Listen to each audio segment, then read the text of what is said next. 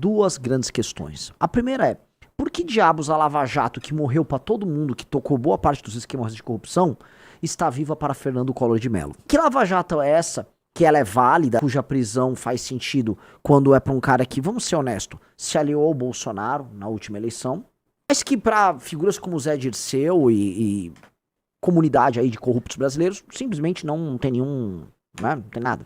Olá, meus amigos, vamos lá. Fernando Collor teve prisão decretada aí pelo grande Alexandre de Moraes, né? Eu falei grande Alexandre de Moraes, todo mundo fala, é a grande porque todo Alexandre é o grande, né?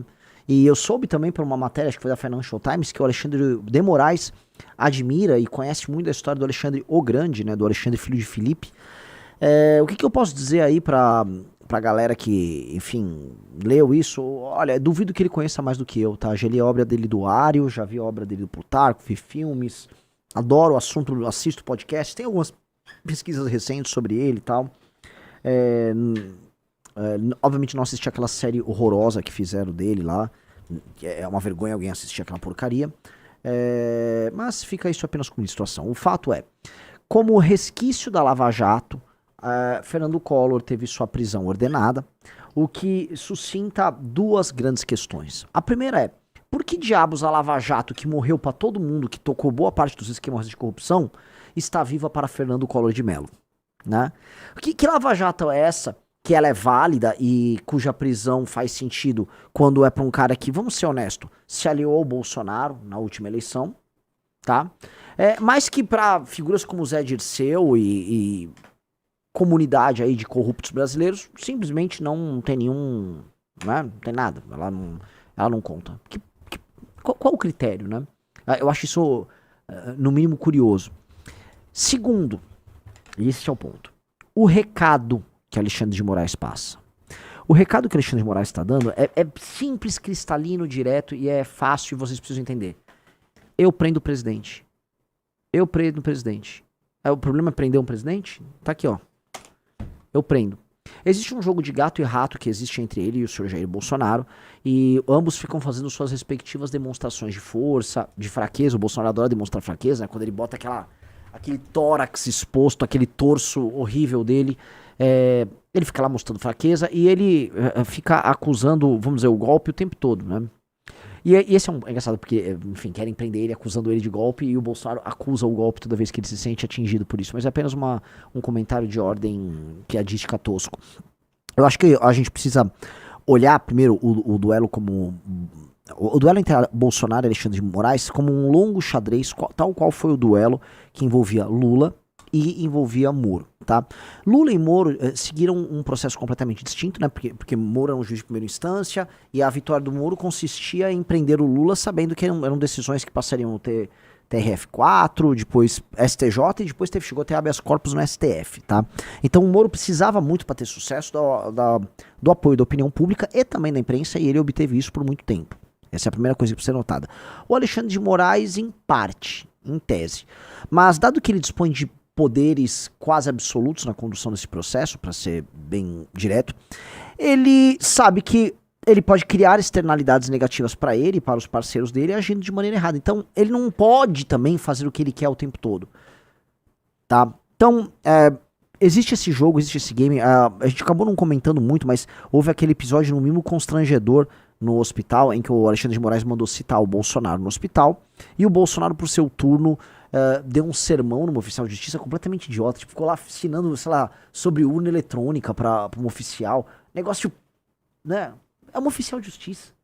E, ao mesmo tempo, foi de uma grosseria com o próprio médico, que denota um tipo de comportamento, vamos dizer, muito pouco parecido com aquele sujeito bacana que as pessoas imaginam. Você imagina o Bolsonaro cheio de farofa, andando numa motocicleta. É assim que as pessoas imaginam ele, né? Farofa, motocicleta, curtição, pra lá e pra cá e tal.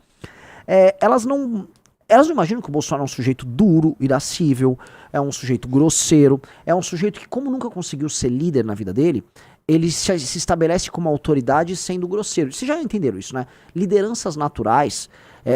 primeiro, tem que ser preciso, liderança natural não é necessariamente uma coisa inata, né? Você aprende a liderar, mas aprender a liderar com uma autoridade legítima, vamos colocar assim, pressupõe que este tipo de líder não vai precisar levantar a voz para conseguir o que quer o tempo todo, tá? Então bons líderes, eles conseguem, vamos dizer, ter seu interesse sendo levado à frente pelos liderados de maneira praticamente natural, tá? As pessoas veem legitimidade nele. Sujeitos que não têm esse tipo de legitimidade, nunca souberam construir isso na vida, aí eles precisam se impor. Então, dá bronca e tal. Esse tipo de líder é uma bosta. Na verdade, ele não é um líder, ele é uma pessoa que está numa posição de poder. Você tem que saber diferenciar uma pessoa que está numa posição de poder de um líder. No caso, o Bolsonaro é apenas uma pessoa que está numa posição de poder. E aí, então, quando ele precisa fazer valer, né, a opinião dele, por mais que às vezes ela seja insensata e ela não é respeitada pelas pessoas que estão abaixo dele, aí ele tem que gritar. Vocês têm que entender uma coisa. Se você está numa posição de poder, isso aqui é uma dica pra vida, tá? O que eu vou falar. Se está numa posição de poder, as pessoas podem até te obedecer porque elas estão abaixo. Mas se a decisão for burra, ou se a sua ideia for burra, e se você não demonstrar humildade diante de uma ideia burra que se apresenta, as pessoas vão ver essa fraqueza em você. E as pessoas vão criar instrumentos para não seguir a decisão burra. Perceba como foi o Bolsonaro no lance da pandemia. Durante a pandemia, o Bolsonaro não era respeitado no mínimo por 70%, 80% dos ministros dele. O Moro via e falava, puta, que coisa horrorosa. O Mandetta, que coisa... Os caras viam o que estava acontecendo. Mas olha aqui, ó.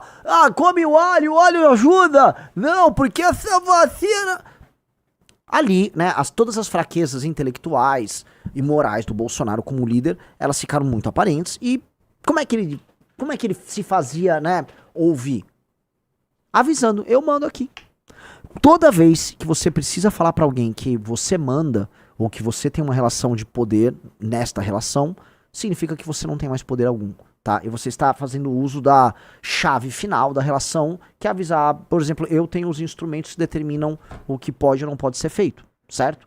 É igual você ter uma arma no coldre, uma espada na bainha. Se você, pra se fazer valer, precisou tirar a espada, é que todo o resto não vale, né? A grande beleza da liderança é você nunca precisar tirar a espada da bainha ou tirar a arma do coldre.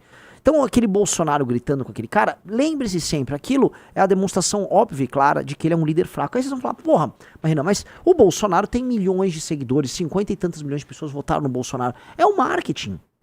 O marketing consegue transformar um produto vagabundo e ilegítimo em algo sério. As pessoas acham que aquele cara é um ídolo, que aquele cara é um herói, qual é o nome dele? Ele é um mito. Então, né, o marketing faz isso. Eu dei essa volta porque eu quero explicar essa briga de gato e rato. Por quê? Porque você teve essa semana esse posicionamento do Bolsonaro em cima do oficial de justiça, em que ele tá se fazendo de vítima, ele tá avisando, olha, esse cara tá me torturando aqui, eu tô aqui doente, ele tá me torturando e tal. Aí bota o vídeo no ar como se fosse uma grande coisa. E até funciona pra aquele tipo de público dele lá, né, meio perdido. Mas, pô... Pra quem tem 2 neurônios, aquele vídeo é ofensivo. Aquele vídeo é tosco. E o Alexandre de Moraes tem, por seu turno, né, um ato profundamente alexandrino. Né? Ele mandou prender um presidente da República. Então, de um lado, o Bolsonaro mostra toda a sua fraqueza, tentando ensinar para um oficial de justiça, vamos dizer, todos os detalhes do processo dele. Aquilo é ridículo. Entenda uma coisa, aquilo é absolutamente ridículo. Aquele oficial de justiça, ele fazer uma instrução do oficial de justiça, não quer dizer nada. Então ele tá mostrando para as pessoas o que? Olha só, isso aqui é uma oportunidade para eu mostrar aqui minha posição sobre esse assunto. Aquilo não é um ato de poder, aquilo é um ato de fraqueza. E aí quando ele é avisado pelo médico, olha, sua pressão arterial tá subindo, aí ele é grosseiro. Alexandre de Moraes, qual é a reação dele? Diante desse problema, temos aí essa questão do Collor, como é que fica, tal, prende. Então o Collor virou uma espécie de um emissário de um recado dele, sou forte. Então o recado do Alexandre de Moraes é sempre na linha do sou forte, e o Bolsonaro é sempre na linha do sou fraco. Sou forte, sou fraco. Sou forte, sou fraco.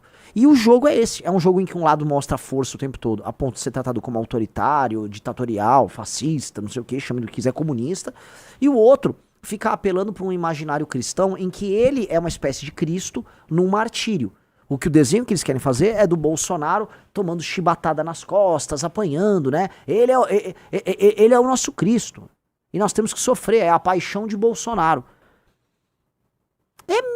É meio bosta, assim, gente, dica, o Bolsonaro não é Jesus Cristo, pelo menos que eu saiba, o Bolsonaro não é filho de Deus, tá, eu sou filho de todos, somos filhos de Deus, tá ok, até porque Deus é brasileiro, tá ok, é patriota, tá, mas, eu acho que a gente tem que entender que no fim, se esse eleitor do Bolsonaro trabalha com esse feeling, eu acho que a pilha do Bolsonaro, né, a quantidade de energia que ele carrega tá gasta, já tá acabando. Porque não dá pra você ficar lutando pelo fraco o tempo todo. Não dá. Então quem tá ficando com o Bolsonaro, justamente é o público mais engajado, que é o público que compra teorias conspiratórias e que tá ali defendendo o Bolsonaro como uma profissão de fé. Não à toa, as manifestações que ele organiza têm o mesmo perfil socioeconômico, né? Pessoas de classe média, idosas. É isso, o perfil. Não muito inteligentes, né? Já tá muito claro. E esse perfil, cara, beleza, esse perfil vai ficar sofrendo e chorando pelo martírio de Bolsonaro, mas você não vai fazer, vamos dizer assim, sequer um projeto de poder decente com isso. Já entrou 2 pessoas no Valete Plus, já estou aqui autografando o seu livro O Príncipe, tá? Preciso de uma caneta melhor. Vamos ver, tá? Preciso de uma outra caneta, tá? Vamos autografando, avisando pra vocês, todo mundo que entrar no Valete Plus aqui comigo, tá? Tem 14 livros do Clube do Livro que você vai ganhar, promoção especial, bora que bora.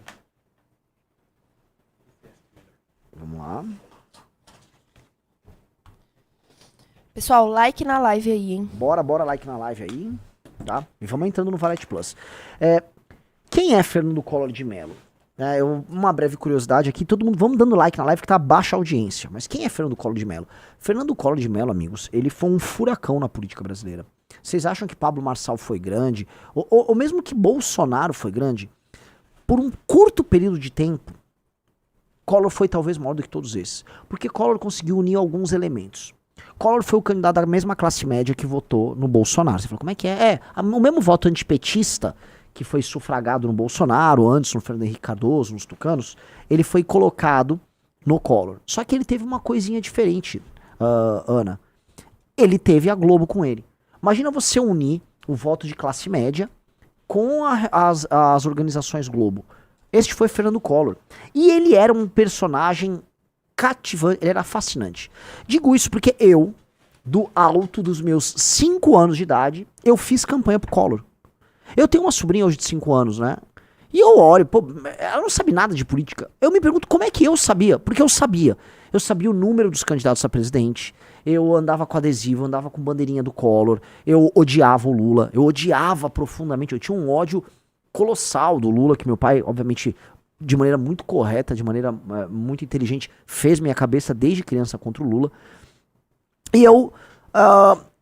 sabia, né, eu ficava encantado, por quê? Porque ele parecia no Brasil à época um super-herói. Vamos lembrar, final dos anos 80, o Brasil estava numa crise ferrada. Os anos 80 eram chamados a época de década perdida. Quem diria, né? A gente olhar para os anos 2010, ou mesmo essa década que a gente já está na metade, os anos 20, são décadas perdidas. O Brasil está vivendo aí 15 anos de tempos perdidos. Mas os anos 80 eram chamados de década perdida. O Brasil tinha ficado para trás, tá? O Brasil começou a perceber, sabe, seus carros como mais velhos dos outros, o consumo mais baixo, o poder de compra deprimido. As pessoas estavam falando cada vez mais das crises de seca que tinham rolado no Nordeste. O processo de favelização que tinha acontecido aqui no Sudeste, tá? Especialmente por conta da migração que a gente teve de pessoas vindas do Nordeste. Ele até os anos 70, beleza, aquelas pessoas estavam abastecendo um surto industrial, serviços e tal. Nos anos 80 e 90, especialmente ali nos anos 80, era só pobreza. Era pobreza e muita violência. Então o Brasil era um país deprimido. Se for pegar aí na paixão nacional, o futebol, foi uma vergonha nos anos 80, né? O Brasil ele teve um desempenho, acho que ele ganhou uma Copa América em 89, foi isso. Mas nada além disso. E o grande... A pessoa que carregava a bandeira do Brasil, que dava algum orgulho, era o Ayrton Senna da Silva. Ali era o período, né? Final dos anos 80, começo dos anos 90, o período que o Ayrton Senna foi um dos 3 maiores esportistas do mundo. Então, você tinha um Ayrton Senna. O Collor representava uma coisa muito diferente. Ele era, a primeira coisa, um caçador de marajá. Então, ele era um cara que enfrentava, vamos dizer, os grandes gastos públicos, os absurdos, a corrupção desenfreada que havia lá nas Alagoas. E aí criaram esse imaginário dele. Só que qual era a imagem do Collor? O Collor parecia um Yuppie americano. Aí você vai falar, o que é um Yuppie? Digite se vocês sabem o que é um Yuppie. Dona Ana, você sabe o que é um Yuppie? Não sei. Vamos lá. O Yuppie, ele... Depois escreve o que é um Yuppie. Né? Você vai saber só de olhar na tela. O psicopata americano era um Yuppie. Yuppie era uma geração que rolou nos anos 80 nos Estados Unidos, que é a geração que sucedeu a galera hippie e punk. E foi uma geração mais ou menos conservadora. É uma geração que não tava ligando por salvar o mundo, nada. Ela queria ganhar dinheiro. Em geral, uma galera por exemplo, em Nova York ganhou muito dinheiro com o mercado financeiro, com bolsa de valores. E a droga favorita deles era cocaína. Era vamos dizer, uma geração muito cocainômana, baladeira, hedonista. E essa geração Yuppie, tá? Foi uma geração muito marcante ali nos anos 80. Eram pessoas dinâmicas, já faziam exercícios físicos, já havia aquela época a cultura da academia, fazer exercícios, tal, pá. Então, o Collor era um Yuppie. O Collor, né, as pessoas fazem muitas comparações dele com o Patrick Bateman, do psicopata americano, porque de fato eles se parecem fisicamente, mas não era só na aparência. O Collor e o Patrick Bateman são mais parecidos do que a gente imagina. Eu já assisti o Psicopata Americano, acho um filmaço. Tá tendo uma discussão toda nos Estados Unidos do Patrick Bateman ter virado, inclusive, uma espécie de role model pros jovens. Porque, se não me engano, o autor do livro era gay e a diretora é uma mulher. Depois fez, acho que a diretora do filme é uma mulher. E fez como uma crítica ao homem branco, não sei o quê. Aí... os caras falam, beleza, foda-se sua crítica. Mano, o meu ídolo é o Patrick Bateman. Ele é literalmente eu. As pessoas estão falando, he's literally me. E o lance é, meio que o Patrick Bateman virou um role model mesmo, e ele é um cara bonitão, rico, psicopata, beleza, as pessoas, né, os homens não dão tanta bola pra isso, né, e ele era literalmente o Collor. Talvez o Collor e o Patrick Bateman realmente podiam olhar um pro outro e falar, ele é literalmente eu. Eles tinham os vícios mais ou menos nas mesmas coisas, curtiam umas práticas um tanto quanto estranhas. Se vocês um dia quiserem investigar esse assunto, existem uma série de denúncias sobre rituais satânicos que o Sr. Collor tocava, e eu não tô zoando, tá? Não sei se o Sr. Renato Batista já ouviu falar disso, mas assim, as lendas dos rituais satânicos do Collor não são poucas. Ele era envolvido em coisa... o Collor é muito louco, com sacrifícios humanos, eu tô falando sério. Nossa. Rituais satânicos com sacrifício humano. E são lendas, assim, que não são tão lendárias, que eu posso colocar. Elas, né, são coisas muito materiais, já que contaram sobre isso. Como eu falei, ele tinha uns vícios muito anos 80, mas muito, assim. Vocês entenderam o que eu tô falando, né? Pelo amor de Deus, vamos lá. Vícios muito anos 80, fazia exercícios, era todo frenético, jet ski, ou seja, ele tinha uma imagem, não de um brasileiro de sucesso, dona Ana, ele tinha a imagem de um americano de sucesso. O Fernando Collor poderia muito bem parecer um cara que trabalhava num banco, numa casa de valores imobiliários nos Estados Unidos, numa boa. Então, para aquele Brasil deprimido com cara de decadência, que tinha percebido que tinha dado tudo errado, o Collor era tipo, uau, esse cara, ele tem a cara de tudo que nós gostaríamos de ser. Entendeu? Ele é moderno, ele é dinâmico, ele anda de jet ski, ele caça marajá, ele fala outras línguas, ele é inteligentíssimo. Aí eu vou entrar num ponto interessante. O Collor tem QI alto, com certeza, tá? É inteligentíssimo.